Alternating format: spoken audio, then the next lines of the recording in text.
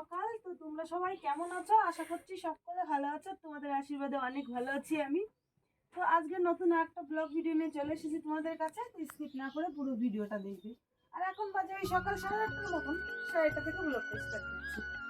তো গতকাল ব্লগটাই দেখেছো যে দিকা এসেছিল কালকে, কিন্তু তোমাদের দাদা ভাইয়ের আজকে খুবই আর্জেন্ট, মানে অনেক সকালে কাজ আছে।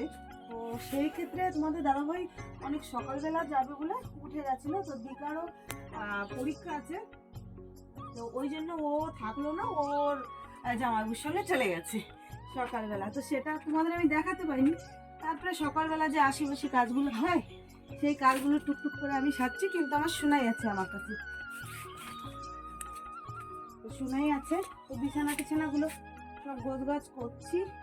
সকালবেলা বাসি বিছানা, একদম ভালো লাগছে না মনটা। কারণ এই লাইটটা ক্লিয়ার আসছে, দিঘা ছিল ও চলে গেছে, আর এখন আমারও ভালো লাগছে না, সোনায়েরও ভালো লাগছে না। তারপরে কি করব, ওর পরীক্ষা আছে তো যেতেই হবে। এখন এই বিছনা টিছনাগুলো ঝাড়ফাড় দেবো পরিষ্কার করে, তারপরে আবার যেহেতু বুধবার ওই কারণে আমার ঘরটার একটু লেপা মোছা করতে হবে।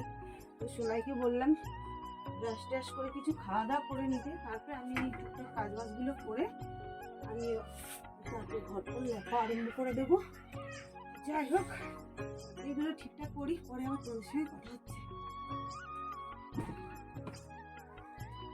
বন্ধুরা, গতকালকে দুধ পিঠে করেছিলাম, তো সেটা তোমাদের ওই বলোকে আমার দেখানো হয়নি। তো সকালবেলা সুনাইকে একটু আর কি দুধ পিঠে বাটিতে করে দিয়ে দিয়েছি, ও খাচ্ছে, ব্রাশ ট্রাশ করে আর কি খেয়ে নিচ্ছে। আর এদিকে আমি বালতিতে করে গোবর গুলিয়ে নিয়ে চলে এসেছি ঘর লেপার জন্য। আগেই বললাম যে বুধবার দিন আজকে ঘরটা লেপতে হবে। আর ওদিকে দিকা সকালবেলা ঘুম থেকে উঠেই চলে গেছে, তো ও পিঠা টিঠা কিছুই খেতে পারেনি। আমি এবার ওকে একটু বাটিতে করে দিয়ে দিয়েছিলাম। তো তারপরে ভাবলাম ঘরটা লেপা মোছা করি, পরেই রান্না করব, যেহেতু সোনাই পিঠে খেয়ে নিচ্ছে। তো তারপরে গতকালকে তোমাদের সঙ্গে আমি কোনো ভিডিওই শেয়ার করিনি। তারপরের দিন ঘুম থেকে উঠে আবার এই নতুন করে ব্লগ শুরু করে দিয়েছি। তো সকালবেলা তোমাদের দাদাভাই বাজারে গিয়েছিল ঘুম থেকে উঠে। তো তারপরে এই যে কিছু মাছ নিয়ে এসেছে, সেই মাছগুলো আমি ধুয়ে নিয়ে চলে এসেছি। তারপরে কি মনে হলো, যেহেতু ঠান্ডার দিন বাইরে উনুনেই রান্না করব, তো তার জন্য আমি উনুনটাকে ধরিয়ে দিয়েছি আর চালও ধুয়ে দিয়েছি। আর ওদিকে সোনাই ঘরে বসে টিভি দেখছে। আর তোমাদের দাদাভাই এবার বাজার থেকে মাছ আর কিছু পরোটা নিয়ে এসেছে, যেহেতু সোনাই পরোটাটা খুব ভালো খায়। তো এই কারণে বাজার থেকে পরোটা নিয়ে এসেছে। আর যেহেতু বাইরে রান্না করছি উনুনে, একটু আমার টাইম লাগবে, তো এই কারণে আর কি পরোটা খেয়ে নিচ্ছে সোনাই। আর আমার তো ওদিকে রান্নাবান্না চলছে। ভাত তো আমার হয়ে গেছে রান্না, আর এদিকে মাছ নিয়ে এসেছিলো, সেই মাছগুলোকে আমি ভেজে নিচ্ছি। কিছু মাছ আমার ভাজতে বাকিও আছে। আর রান্না করবো আজকে ফুলকপি আলুর ঝোল আর পালং শাকের তরকারি, এটাই রান্না করব। আর ওদিকে তোমাদের দাদাভাই আবার কাজে যাবে, তো এই কারণে আমাকে একটু তাড়াতাড়ি রান্নাবান্নাটা আর কি সারতে হবে। এই জন্য আর কি একটু তাড়াতাড়ি করার চেষ্টা করছিলাম। আর আমি কেন জানি না, আমি যদি গ্যাসে রান্না করি তাহলে আমার অনেক তাড়াতাড়ি রান্না করা হয়ে যায়, আর উনুনে যদি আমি রান্না করতে আসি না, আমার অনেকটা টাইম লেগে যায়। কেন সেটা আমি নিজেও জানি না, আমি যতই চেষ্টা করি তারপরেও আমার লেট হয়ে যায়। আর এদিকে সোনাই চলে এসেছে ওর পাপাকে নিয়ে চালতে পারতে। তো চালতে গাছটায় গত বছর ভিডিওতে তোমাদের দেখিয়েছিলাম প্রচুর পরিমাণে চালতে হয়, কিন্তু এবার না গাছটাকে কেটে ফেলেছে, একদম ডালপালা একদমই আর কি ছেঁটে ফেলেছে। তো গাছে আমি দেখেছিলাম একদিন দুটো চালতেই ধরেছিল। তো তারপরে একটা চালতে হয়তো পড়ে গেছে, না হলে কেউ পেড়ে নিয়ে গেছে। আর একটা চালতেই গাছে ছিল, তো সেটা সোনাই পেড়ে নিয়ে এসেছে ও মাখা খাবে বলে। তো তারপরে রান্না বান্না করে খাওয়া দাওয়া করে তোমাদের দাদাভাই কাজে চলে গেছে, আর আমি তোমাদের সঙ্গে কোনো ভিডিওই শেয়ার করিনি।